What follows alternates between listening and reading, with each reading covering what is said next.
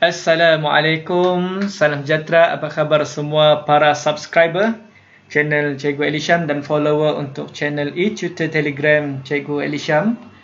Berjumpa lagi kita dalam sesi PDP online pada hari ini dan kita terus masuk bahagian 4, masih lagi dalam satu topik yang sama, simpanan dan pelaburan. Untuk kali ini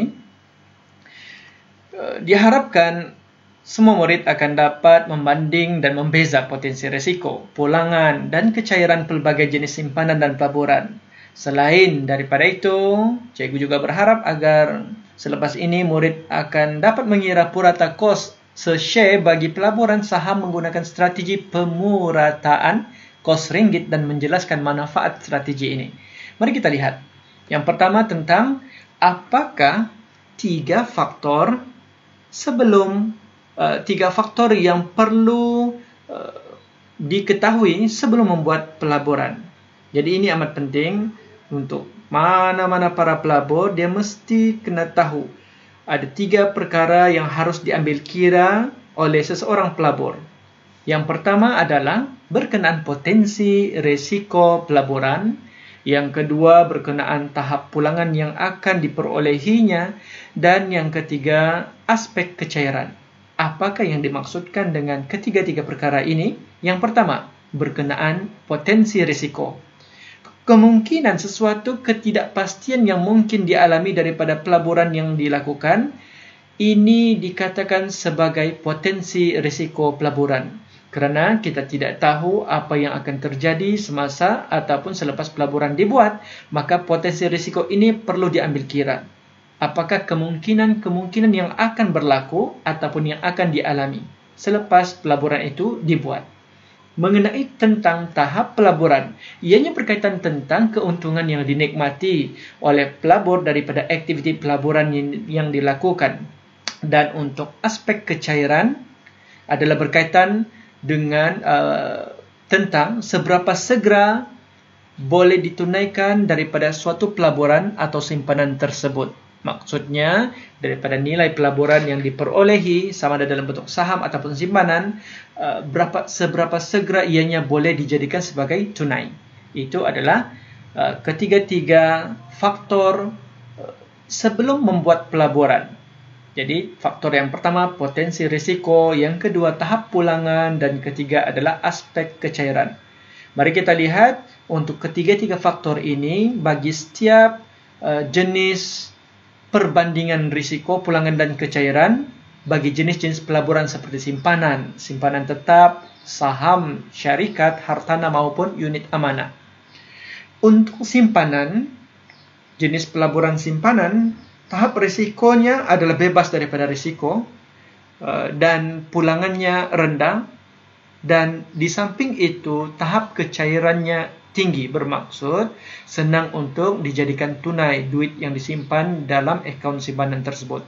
Manakala untuk akaun simpanan tetap pula, sama seperti akaun simpanan, ianya bebas risiko, maksudnya tidak ada risiko yang akan dialami oleh pelabur kerana ianya dijamin oleh bank negara. Maka, selain daripada itu, tahap pulangannya rendah dan tahap kecairannya tinggi, sama seperti simpanan.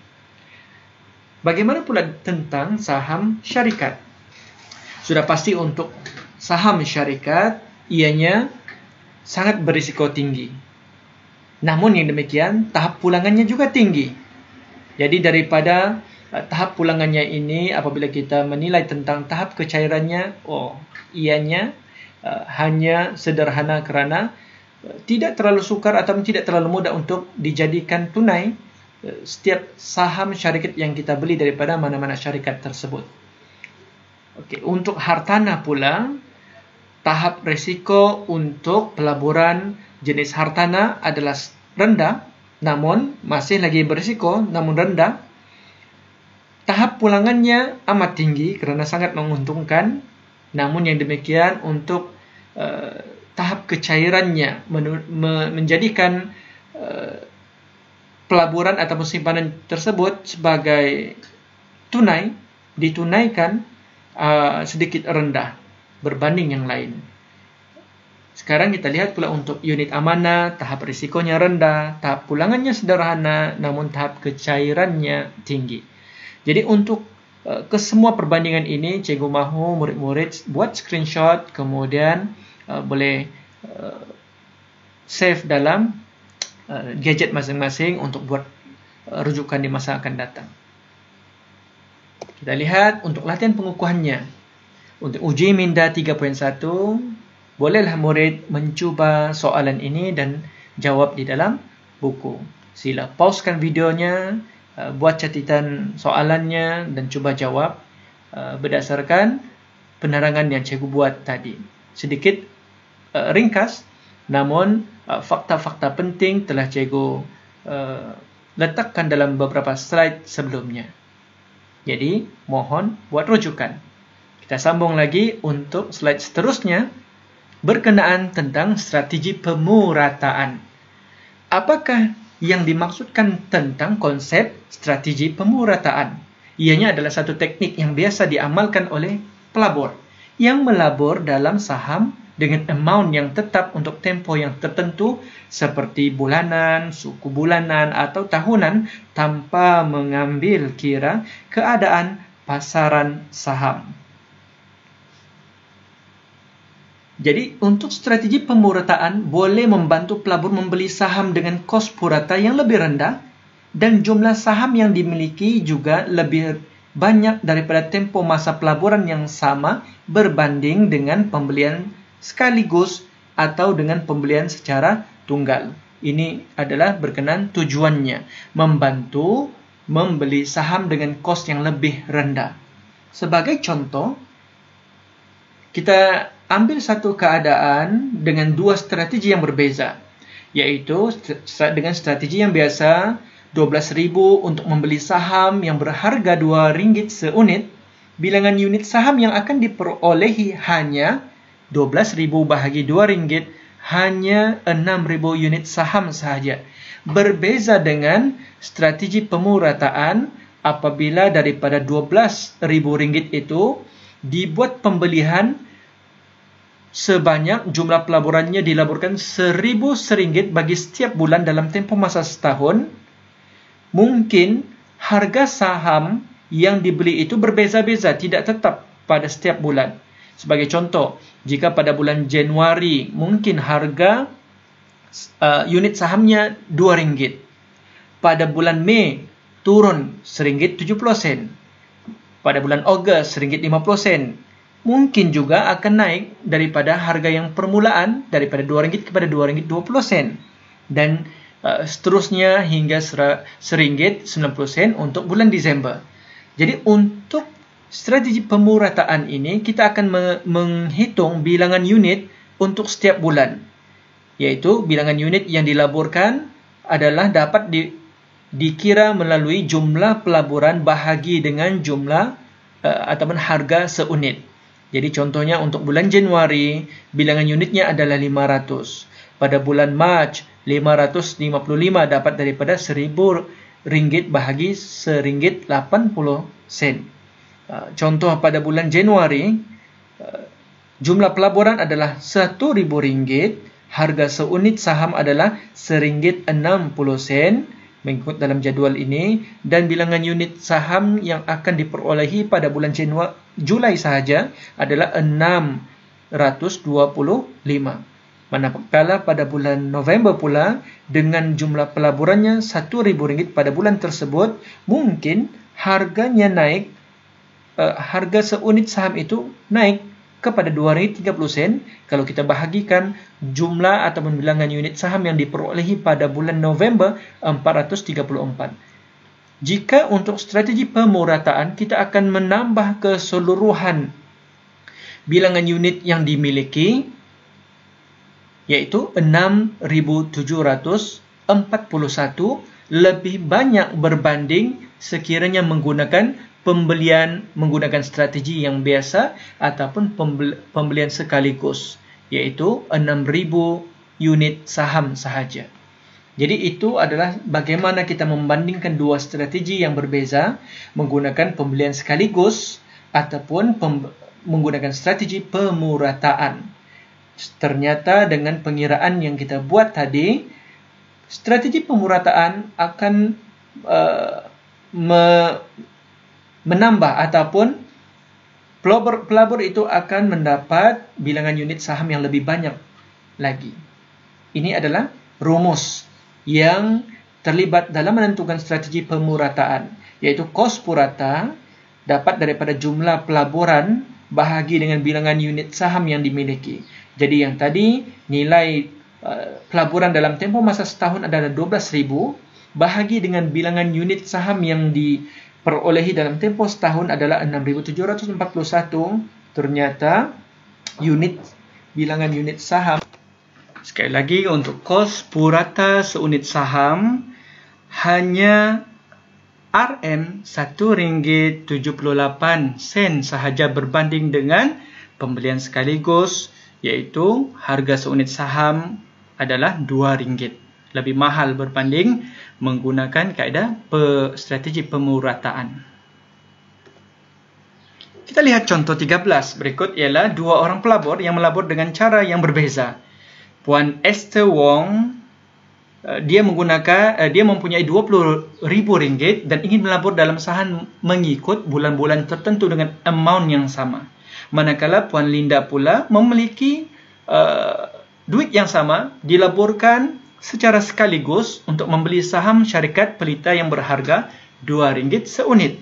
Untuk pembelian saham Puan Esther mengikut bulan-bulan tertentu, yaitu Januari, harga seunit saham adalah RM2, RM1.80 pada bulan Mac, pada bulan Mei, Ogos dan Desember masing-masing RM1.60, RM2.10 dan RM2.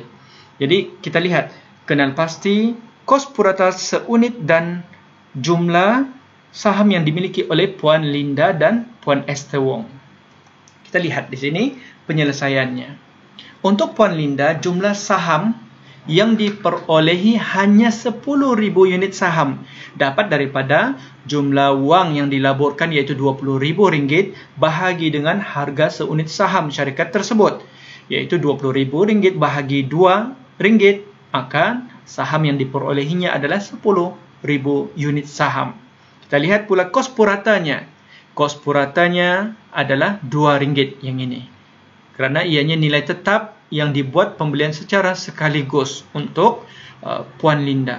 Puan Esther pula, oleh kerana ianya berdasarkan harga yang berbeza untuk saham tersebut bagi setiap bulan, namun yang demikian jumlah pelaburannya untuk setiap bulan itu adalah sama.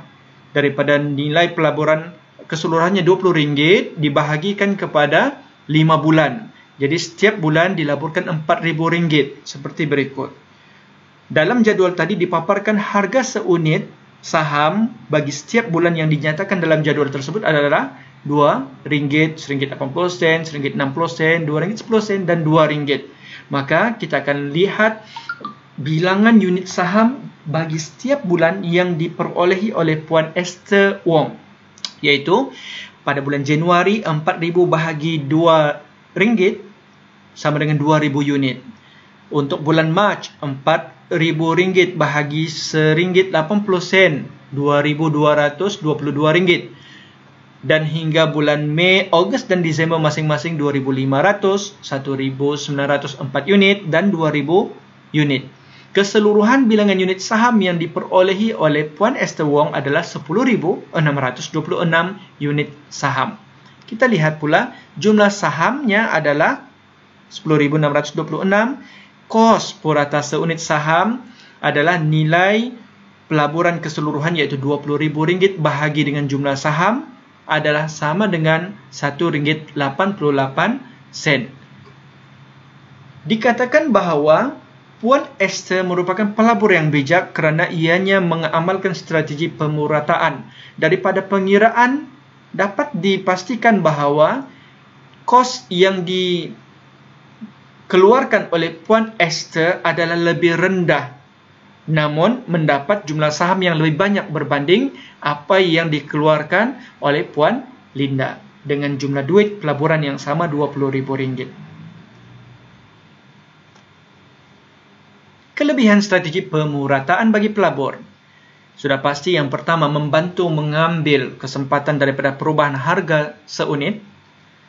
Mungkin apabila harga saham rendah, lebih banyak unit saham yang dapat dibeli. Hal ini secara tidak langsung membantu pelabur memiliki lebih banyak saham dalam jangka masa yang panjang. Purata kos unit amanah saham yang dibeli oleh pelabur boleh dikurangkan dalam jangka masa yang panjang. Yang kedua, tidak dipengaruhi oleh emosi. Melabur secara berkala dan konsisten tanpa dipengaruhi oleh emosi yang mungkin berubah-ubah disebabkan harga saham turun naik. Yang ketiga, kelebihan strategi pemurataan bagi pelabur adalah mengurangkan risiko kerugian. Karena jumlah pelaburan secara berkala dan konsisten boleh membantu pelabur membeli mengikut keadaan semasa berbanding dengan melabur sekaligus dan tidak ada peluang untuk mengelak kerugian. Jadi untuk semua murid, pastikan ketiga-tiga fakta ini dihafal, terutamanya berkenaan kelebihan strategi pemurataan ini bagi setiap pelabur. Uji minda 3.1i seperti biasa, setiap kali penerangan cikgu akan ada latihan pengukuhan yang perlu dibuat oleh murid untuk menguji sejauh mana kefahaman anda untuk setiap penerangan yang cikgu buat bagi setiap video dalam sesi PDP online. Jadi pauskan video ini dan buat catatan dan salin soalannya dalam buku latihan masing-masing. Untuk mereka yang masih belum lagi subscribe, cikgu jemput untuk subscribe channel cikgu kerana akan ada lagi video-video tambahan yang akan cikgu upload dalam masa yang terdekat. Jadi yang telah subscribe boleh tekan tombol button like-nya, share kepada kawan-kawan. Semoga semakin ramai murid yang mendapat manfaat daripada video ini. Daripada cikgu itu sahaja untuk kali ini. Sampai berjumpa lagi dalam sesi PDP online yang akan datang. Sekian, terima kasih.